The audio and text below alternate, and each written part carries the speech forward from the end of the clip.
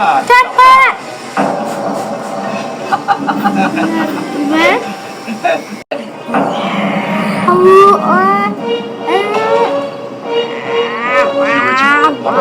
ঘন্টা বেজে উঠলো কেন? কারণ রাজ্যে বিপদ আসতে চলেছিল পিতা। এরা আমাদের রাজকোষ লুট করে আমাদের রাজ্য আক্রমণ করতে চাইছিল। তুমি তাদের সাহায্য করেছিলে? আমার ধৃষ্টতা ক্ষমা করবেন পিতা।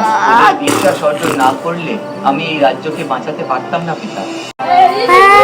তোমার বুদ্ধির পরিচয় পেয়ে আমিও বুঝে গেছি এই রাজ্য তার উত্তরসূরি পেয়ে গেছে। তাই আমিও আজ যেন নতুন করে নিশ্চিত করে দিলাম, জয় হোক।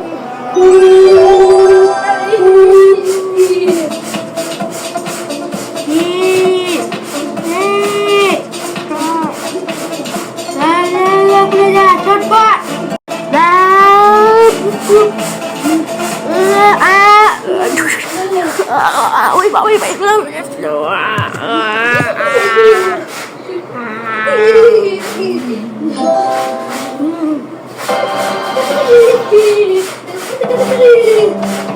কি হলো?